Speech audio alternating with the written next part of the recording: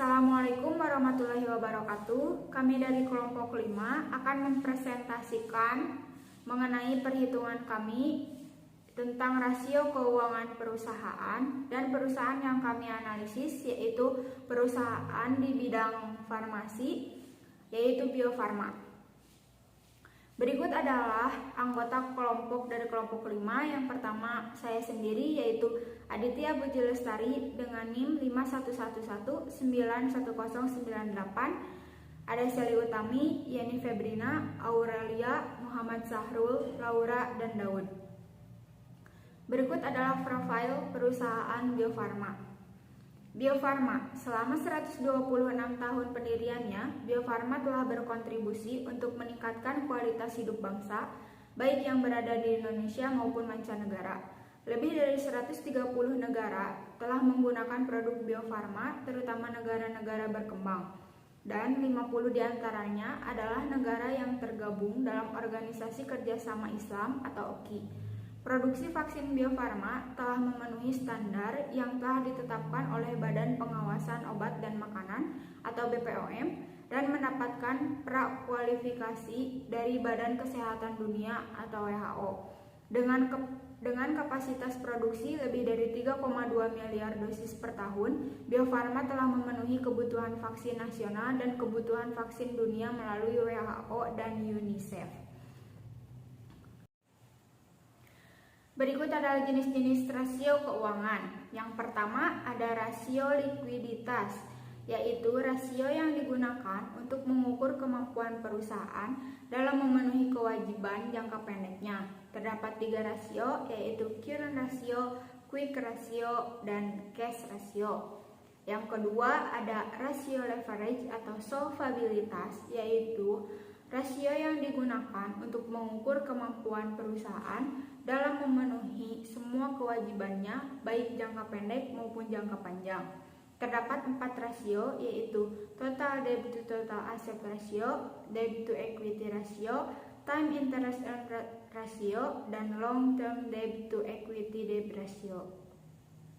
Yang ketiga ada rasio aktivitas, yaitu rasio yang digunakan untuk mengukur efektivitas penggunaan dana perusahaan. Terdapat 6 rasio. Yang pertama perputaran persediaan, yang kedua average day inventory, yang ketiga perputaran piutang, yang keempat receivable collection period, yang kelima perputaran aktiva, dan yang keenam working capital turnover. Dan yang keempat ada rasio keuntungan, yaitu rasio yang digunakan untuk mengukur kemampuan perusahaan dalam menghasilkan laba. Terdapat 6 jenis rasio. Yang pertama gross profit margin, yang kedua operating profit margin, yang ketiga net profit margin, yang keempat earning power ratio, yang kelima return on asset atau ROA, yang keenam rate of return on equity atau ROE. Berikut perhitungan rasio likuiditas perusahaan Bio Farma. Yang pertama current ratio. Current ratio yaitu rumusnya aktiva lancar dibagi dengan hutang lancar. Berikut datanya dalam jutaan rupiah. Tahun 2017 current rasionya itu 1.964.087 perak dibagi dengan 579.556 perak menghasilkan 3,39. Artinya, dari perhitungan tersebut bisa disimpulkan bahwa setiap 1 rupiah hutang lancar akan dijamin dengan 3,39 rupiah aktiva lancar. Tahun 2018 current rasionya dengan aktiva lancar 2.391.930 rupiah dibagi dengan hutang lancarnya 745.305 rupiah menghasilkan 3,21. Artinya dari perhitungan tersebut bisa disimpulkan bahwa setiap 1 rupiah hutang lancar akan dijamin dengan 3,21 rupiah aktiva lancar. Dan pada tahun 2019 current rasionya dengan aktiva lancar 2.523.919 perak dibagi dengan 967.101 perak, yaitu 2,61. Artinya, dari perhitungan tersebut bisa disimpulkan bahwa setiap Rp1 hutang lancar akan dijamin dengan Rp2,61 aktiva lancar. Jadi di current ratio ini, semakin tinggi current ratio, semakin besar kemampuan perusahaan untuk melunasi hutang-hutangnya. Dapat disimpulkan current ratio pada perusahaan Bio Farma dari tahun 2017 hingga 2019 ini mengalami penurunan. Perkenalkan, nama saya Sally Utami dengan NIM belakang 099. Di sini saya akan menjelaskan tentang quick ratio dengan rumus aktiva lancar dikurang persediaan dibagi hutang lancar.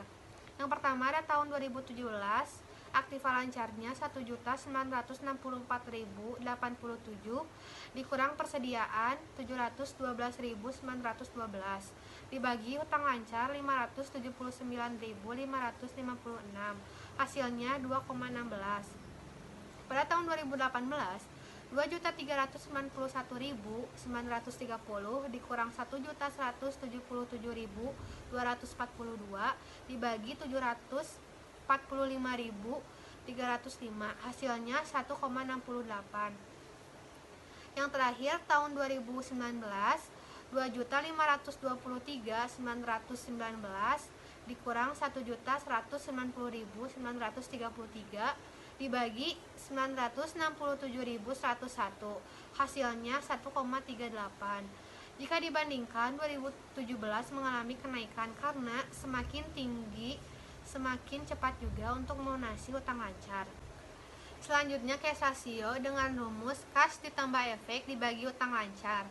Yang pertama, pada tahun 2017, 369.546 dibagi 579.556, hasilnya 0,64. Pada tahun 2018, 535.910 dibagi 745.305, hasilnya 0,72. Yang terakhir tahun 2019, 533.761 dibagi 967.101, hasilnya 0,55. Jika dibandingkan, 2018 mengalami kenaikan karena hutang lancar dijamin dengan 0,72 uang kas yang segera menjadi kas. Berikutnya rasio leverage. Yang pertama, total debt to total asset ratio. Rumusnya total hutang dibagi total aktiva dikali 100%. Pada tahun 2017, total hutang 799.493 dibagi total aktiva 6.049.449 dikali 100%, hasilnya 12,40%. Pada tahun 2018, 1.438.320 dibagi 7.401.159 dikali 100%, hasilnya 19,43%. Yang terakhir, pada tahun 2019, 1.792.157 dibagi 7.940.399 dikali 100%, hasilnya 22,57%. Jika dibandingkan, 2019 mengalami kenaikan karena semakin tinggi rasio ini semakin beresiko untuk perusahaan dan kreditor meminta imbalan semakin tinggi. Perkenalkan, nama saya Ini Febrina dengan NIM belakang 100. Di sini saya akan menjelaskan tentang rasio leverage, yaitu debt to equity ratio, bisa disebut dengan DER, yaitu total hutang dibagi dengan modal dikali 100%. Pada tahun 2017 terdapat total hutang yaitu Rp799.439 dibagi dengan Rp5.649.956 dikali dengan 100%, yaitu 14,15%. Dari perhitungan tersebut diperoleh angka DER yaitu 14,15%. Pada tahun 2018 terdapat total hutang yaitu Rp1.438.320 dibagi dengan Rp5.962.839 dikali 100% yaitu 24,12%. Dari perhitungan tersebut diperoleh angka DER yaitu 24,12%. Pada tahun 2019 terdapat total hutang yaitu Rp1.792.157 dibagi dengan Rp6.148.243 dikali 100% yaitu 29,15%. Dari perhitungan tersebut diperoleh angka DER yaitu 29,15%. Dari perhitungan selama 3 tahun terdapat kenaikan yaitu 2019 dengan 29,15%. Berarti perusahaan mempunyai modal sebagai sumber dana yang lebih besar daripada total hutang. Di sini juga ada time interest earned ratio. Time ini bisa disebut dengan TIR, laba sebelum bunga dan pajak dibagi dengan beban bunga.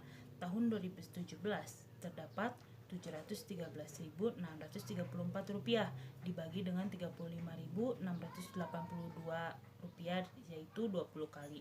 Diasumsikan bunga sebesar Rp35.682 dengan TIR 20 kali. Pada tahun 2018 terdapat Rp727.368 dibagi dengan Rp36.368 yaitu 20 kali.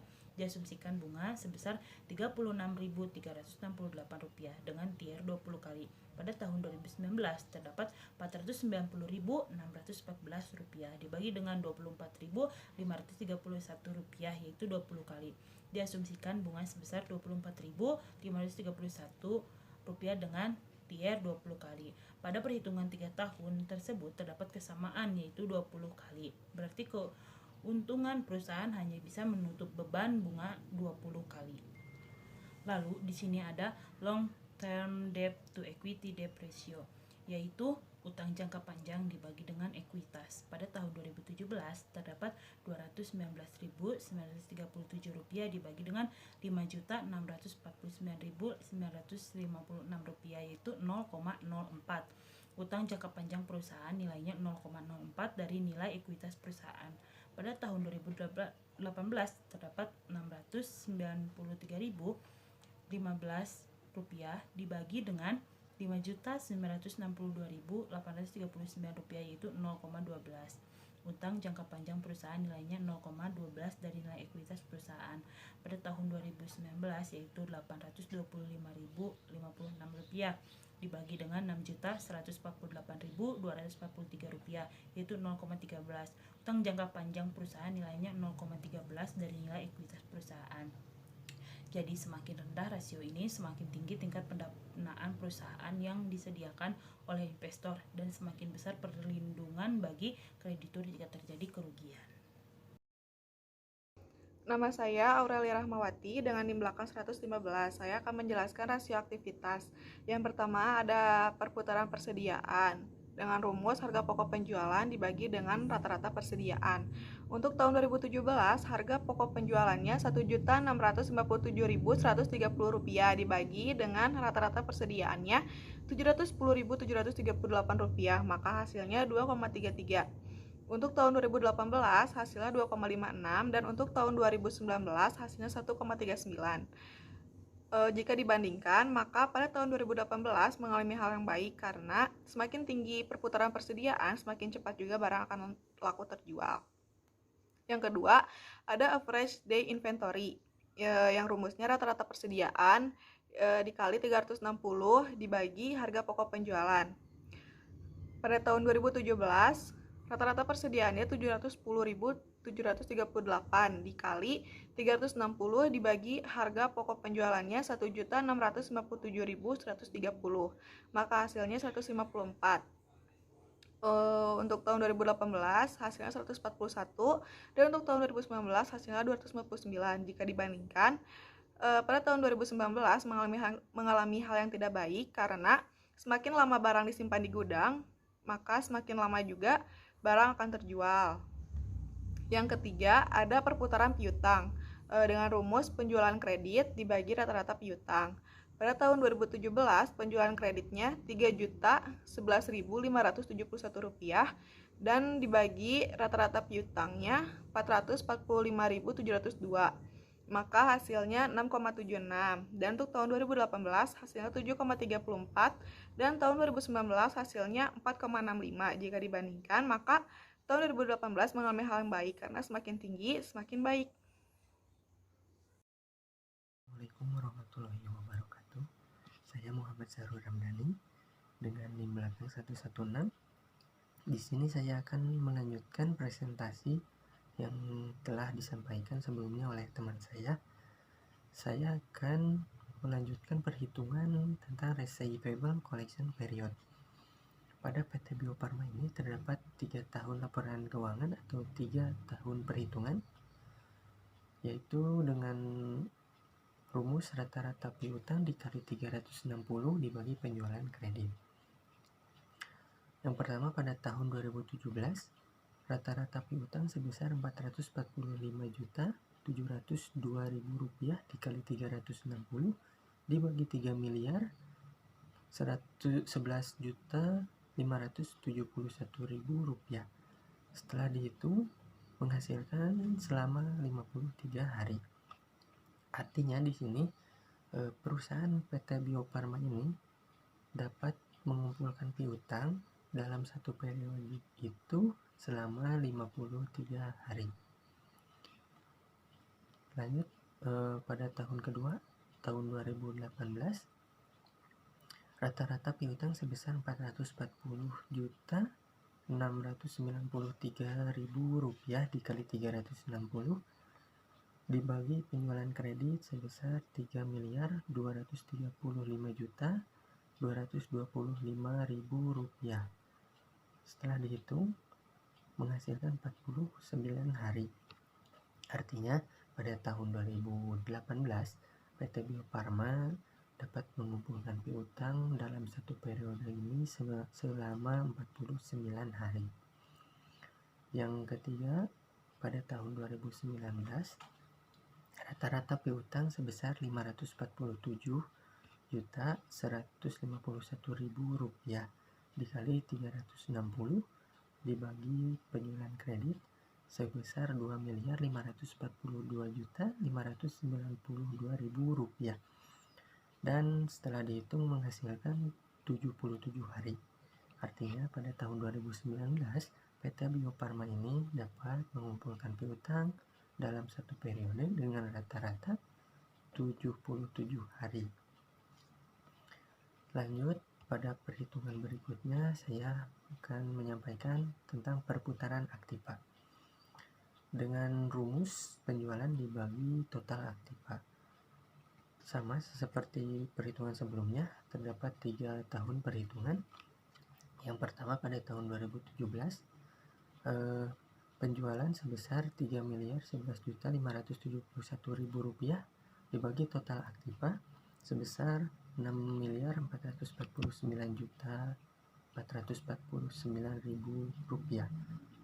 Setelah dihitung menghasilkan 0,47 kali, yang dimana artinya PT Bio Farma ini sebanyak 0,47 kali total aktiva dapat dihasilkan dari penjualannya. Dilanjut pada tahun 2018 penjualan sebesar Rp3.235.225.000 dibagi total aktiva Rp7.401.159.000. Setelah perhitungan dihasilkan 0,44 kali. Artinya sebanyak 0,44 kali dari total aktiva tersebut dapat dihasilkan dari penjualannya.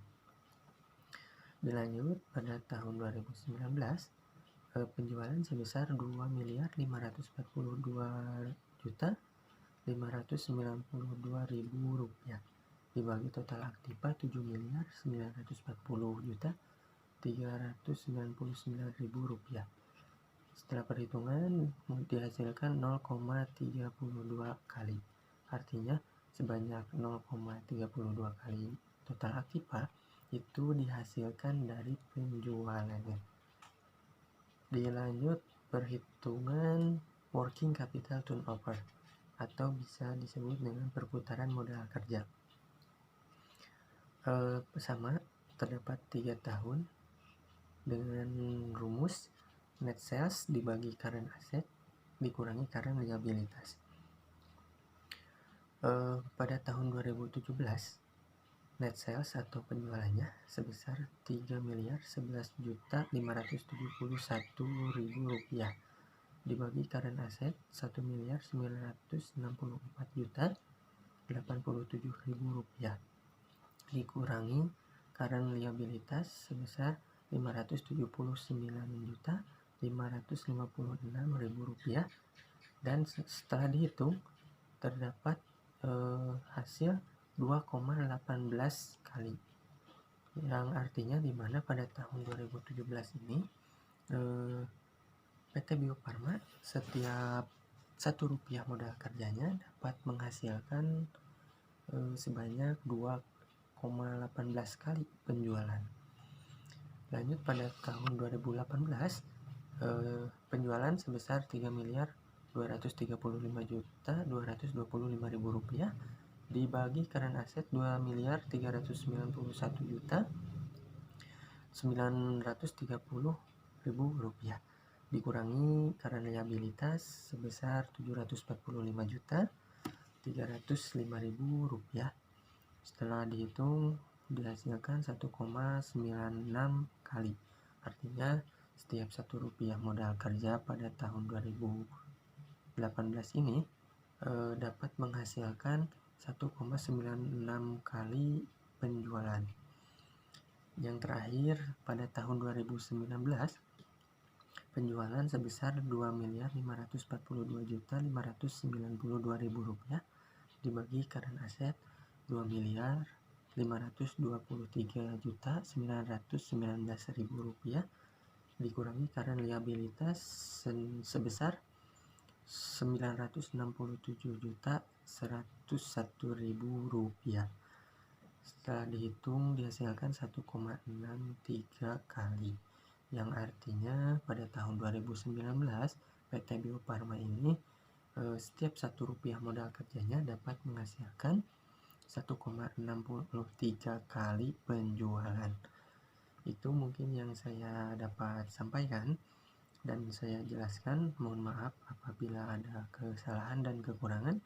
Selanjutnya akan dilanjutkan oleh teman saya dalam perhitungan-perhitungan yang lainnya. Terima kasih. Nama saya Laura Marda Irvana dengan NIM belakang 131. Di sini saya akan menjelaskan tentang rasio keuntungan atau profit margin. Yang pertama ada gross profit margin. Gross profit margin adalah rasio laba kotor dengan penjualannya. Rumusnya, laba kotor dibagi dengan penjualan dikalikan dengan 100%. Untuk tahun 2017, perusahaan menghasilkan laba kotor sebesar Rp1.354.440 dibagikan dengan Rp3.011.571 dikali dengan 100% yang menghasilkan 44,97%, yang artinya perusahaan dapat menghasilkan laba kotor sebesar 44,97% dari penjualan. Tahun 2018 perusahaan menghasilkan 43,63%, yang artinya perusahaan menghasilkan laba kotor sebesar 43,63%, dan tahun 2019 perusahaan menghasilkan 48,43%, yang artinya perusahaan menghasilkan laba kotor sebesar 48,43% dari penjualan. Di sini dapat kita simpulkan dari 2017 ke 2018 ini mengalami penurunan gross profit margin yaitu sebesar 1%. Sedangkan dari 2018 ke 2019 mengalami kenaikan gross profit margin yaitu sebesar 5%. Yang kedua ada operating profit margin. Operating profit margin ini adalah perbandingan antara laba operasi atau EBIT dengan penjualan. Rumusnya EBIT dibagi penjualan dikalikan dengan 100%. Untuk tahun 2017 EBIT-nya yaitu Rp634 dibagi dengan penjualannya itu sebesar Rp3.011.571 dikalikan dengan 100%, yaitu menghasilkan 23,70%. Artinya, perusahaan dapat menghasilkan laba operasi sebesar 23,70% dari penjualan. Untuk tahun 2018, perusahaan menghasilkan 22,48%, yang artinya perusahaan dapat menghasilkan 22,48% laba operasi dari penjualan. Dan tahun 2019, perusahaan menghasilkan 19,30%, yang artinya perusahaan dapat menghasilkan laba operasi sebesar 19,30% dari penjualan. Dapat kita simpulkan bahwa dari tahun ke tahun, mulai dari tahun 2017, 2018, dan 2019, operating profit margin dari perusahaan Bio Farma ini selalu mengalami penurunan operating profit margin. Yang ketiga ada net profit margin. Net profit margin ini adalah keuntungan penjualan setelah menghitung seluruh biaya dan pajak penghasilannya. Rumusnya yaitu EAT atau earning after tax dibagi dengan penjualan dikalikan dengan 100. Untuk tahun 2017, EAT-nya yaitu sebesar Rp525.356 dibagi dengan penjualannya itu sebesar Rp3.011.571 dikalikan dengan 100%, yaitu hasilnya 17,44, yang artinya perusahaan menghasilkan laba setelah pajak yaitu sebesar 17,44%. Pada tahun 2018, perusahaan menghasilkan 16,79% dan tahun 2019 perusahaan menghasilkan 14%. Dapat kita simpulkan dari 2017, 2018 dan juga 2019 perusahaan mengalami penurunan net profit margin dari tahun ke tahun. Saya Daud Fernando Maulati Situan dengan NIM akhir 134 akan kembali melanjutkan penjelasan mengenai analisis rasio keuangan perusahaan yang kami ambil yaitu Bio Farma Tbk. Di sini ada penjelasan mengenai earning power ratio. Earning power ratio di sini memiliki rumus EBIT dibagi dengan total aset dan kemudian dikali dengan 100%. Untuk pada tahun 2017, earning power ratio di sini memiliki EBIT sebesar Rp713.634 dan kemudian memiliki total aset sebesar Rp6.449.449 dan kemudian dikali dengan 100% dan mendapatkan hasil sebesar 11,07%. Kemudian untuk di tahun 2018 mendapatkan hasil sebesar 9,83% dan di tahun berikutnya yaitu tahun 2019 mendapatkan hasil sebesar 6,18%. Dari 3 tahun perhitungan earning power ratio di sini dapat kita simpulkan bahwa telah terjadi penurunan laba operasi dari total aset yang digunakan. Kemudian kita lanjut kepada perhitungan berikutnya yaitu ada net earning atau biasa disebut dengan return on asset dan biasa juga disingkat dengan ROA. Return on asset di sini memiliki rumus EAT atau bisa disebut dengan earning after tax dibagi dengan total aset dikali dengan 100%. Dan untuk tahun 2017 ROA di sini mendapatkan hasil sebesar 8,15%. Dan hasil ini didapatkan dari perhitungan EAT sebesar Rp522.356 dibagi dengan total aset sebesar Rp6.449.449, kemudian dikalikan dengan 100%. Kemudian untuk di tahun 2018 mendapatkan hasil sebesar 7,34% dan kemudian untuk di tahun 2019 mendapatkan hasil sebesar 4,48%. Dan dari perhitungan ini dapat kita simpulkan bahwa dari tahun 2017 hingga 2019 telah terjadi penurunan keuntungan dari total aset yang digunakan. Kemudian kita tiba pada perhitungan terakhir, itu adalah rate of return on equity atau biasa disingkat dengan Return on Equity, atau lebih singkatnya lagi dengan ROE. Return on Equity ini memiliki rumus EAT dibagi dengan equity dikali 100%. Untuk di tahun 2017, EAT atau Earning After Tax memiliki hasil Rp525.356 dan equity sebesar Rp5.649.956, kemudian dikalikan dengan 100% dan mendapatkan hasil sebesar 9,30%. Kemudian untuk di tahun 2018 mendapatkan hasil sebesar 9,11%, dan untuk di tahun 2019 mendapatkan hasil sebesar 5,79%.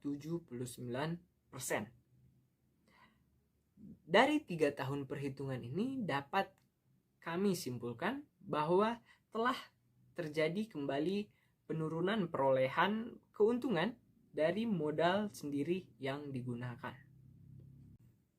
Mungkin cukup sekian yang dapat kami sampaikan mengenai analisis rasio keuangan perusahaan Bio Farma Tbk.